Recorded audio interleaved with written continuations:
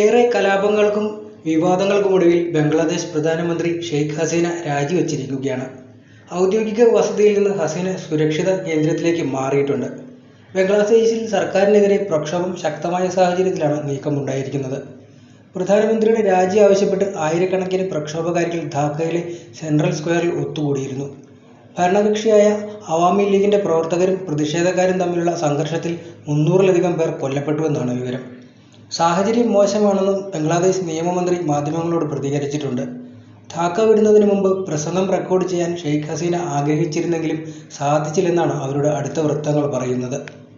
സർക്കാർ ജോലിയിലെ സംവരണ വിഷയത്തിൽ തുടങ്ങിയ പ്രക്ഷോഭം സർക്കാരിനെതിരായ സമരമായി മാറുകയായിരുന്നു.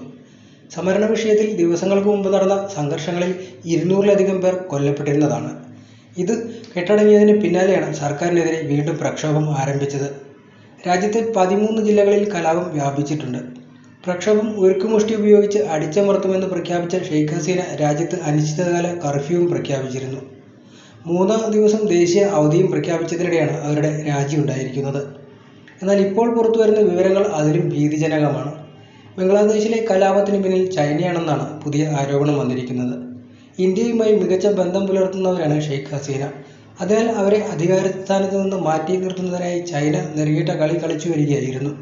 അത് കഴിഞ്ഞ തെരഞ്ഞെടുപ്പിൽ പ്രതിഫലിച്ചതുമാണ്. കഴിഞ്ഞ ജനുവരിയിൽ നടന്ന തെരഞ്ഞെടുപ്പ് അട്ടിമറിക്കാൻ ചൈന ആവുംവിധമെല്ലാം ശ്രമിച്ചു നോക്കിയതാണ്. എന്നിട്ടും ഷെയ്ഖ് ഹസീന 4-മതും പ്രസിഡന്റ് പദവിയിലെത്തുകയായിരുന്നു. വിശ്വാസ്യതയില്ലെന്ന് പറഞ്ഞ് പ്രതിപക്ഷ പാർട്ടികൾ തെരഞ്ഞെടുപ്പ് ബഹിഷ്കരിച്ചത് ചൈനയുടെ ഇടപെടലിനെ തുടർന്നായിരുന്നു. എന്നാൽ ഹസീനയുടെ അവാമി ലീഗ് പാർട്ടി വൻ ഭൂരിപക്ഷത്തോടെയാണ് വിജയിച്ചു കയറിയത്. രാജ്യത്തെ 300 പാർലമെന്റ് മണ്ഡലങ്ങളിൽ 299 എണ്ണത്തിലായിരുന്നു വോട്ടെടുപ്പ് നടന്നത്. ഈ സമയങ്ങളിലെല്ലാം ചൈനയുടെ അട്ടിമറി ശ്രമം ഉണ്ടായതായി ആരോപണം തെളിഞ്ഞിട്ടുണ്ട്. ഇത് പാളിയ അവസരത്തിലാണ് അടുത്ത തന്ത്രവുമായി ചൈന രംഗത്തെത്തിയത്. സർക്കാർ ജോലികളിലെ സംവരണവുമായി ബന്ധപ്പെട്ട് കഴിഞ്ഞ മാസം വിദ്യാർത്ഥികളുടെ നേതൃത്വത്തിലുണ്ടായ കലാപത്തിന് പിന്നാലെയാണ് ഇപ്പോൾ പ്രധാനമന്ത്രിയുടെ രാജി ആവശ്യപ്പെട്ടുകൊണ്ട് വീണ്ടും ബംഗ്ലാദേശ് പ്രക്ഷുബ്ധമായത്. ഇത് ചൈനയുടെ ഇടപെടലാണെന്നുള്ളത് പകൽ പോലെ വ്യക്തവുമാണ്. എന്നാൽ ബംഗ്ലാദേശിൽ നിന്ന് കടന്ന ഷെയ്ഖ് ഹസീനയ്ക്ക് ഇന്ത്യ അഭയം നൽകുമെന്നാണ് പറയുന്നത്. മുമ്പ് ടിബറ്റിന്റെ ആത്മീയ നേതാവ് ദലൈലാമയ്ക്ക് അഭയം നൽകിയ സമാന സാഹചര്യം ഷെയ്ഖ് ഹസീനയ്ക്കും നൽകുമെന്നാണ് പുറത്തുവരുന്ന വിവരം. കലാപത്തിൽ ചൈനയുടെ ഇടപെടലിനെക്കുറിച്ചുള്ള വ്യക്തമായ വിവരങ്ങൾ ബംഗ്ലാദേശിനും ഇന്ത്യക്കും ലഭിച്ചിരുന്നു. വിധ്വംസന പ്രവർത്തനങ്ങളിൽ ഏർപ്പെട്ടിരിക്കുന്നവർ വിദ്യാർത്ഥികളല്ലെന്ന് ക്രിമിനലുകളാണെന്നുമാണ് പ്രധാനമന്ത്രി ഹസീന ആരോപിച്ചിരുന്നത്. ഇത്തരം ആക്രമണങ്ങൾ ജനം കയ്യും കെട്ടി നോക്കി നിൽക്കില്ലെന്നും അവർ തങ്ങളുടെ ഇരുമ്പ് മുഷ്ടി കൊണ്ട് ആക്രമികളെ നേരിടുമെന്നും പറയുകയുണ്ടായി. ഷെയ്ഖ് ഹസീനയുടെ രാജി ആവശ്യപ്പെട്ടുകൊണ്ടുള്ള പ്രതിഷേധത്തിന് പിന്നിൽ പ്രതിപക്ഷമായ ബംഗ്ലാദേശ് നാഷണലിസ്റ്റ് പാർട്ടിയും നിരോധിക്കപ്പെട്ട ജമാഅത്തെ ഇസ്ലാമിയുമാണെന്ന് ഭരണകക്ഷിയായ അവാമി ലീഗ് പാർട്ടി ആരോപിക്കുന്നുണ്ട്. ഇവർക്ക് പിന്നിലും ചൈനയുടെ കരങ്ങളുണ്ടെന്നാണ് പറയുന്നത്. സമീപ ആഴ്ചകളിലായി രാജ്യത്ത് 11,000 പേർ അറസ്റ്റിലായിട്ടുണ്ടെന്നാണ് റിപ്പോർട്ട്. കലാപത്തിന്റെ പശ്ചാത്തലത്തിൽ രാജ്യത്തെ സ്കൂളുകളും സർവകലാശാലകളും അനിശ്ചിതകാലത്തേക്കായി പൂട്ടിയിട്ടിരിക്കുകയാണ്. നിരോധനാജ്ഞ ലംഘിച്ച് പ്രകടനം നടക്കുന്നവർക്കെതിരെ ഷൂട്ടഡ് സൈറ്റിന് ഉത്തരവിട്ടിട്ടുണ്ടെന്ന റിപ്പോർട്ടുകളും പുറത്തുവരുന്നുണ്ട്. പ്രതിഷേധക്കാർ ഞായറാഴ്ച ധാക്കയിലെ മെട്രോപൊളിറ്റൻ മജിസ്ട്രേറ്റ് കോടതിയിൽ ഒരു ജയിൽ വാൻ കത്തിക്കുന്നതിന്റെ ദൃശ്യങ്ങളും പുറത്തു വന്നിരുന്നു.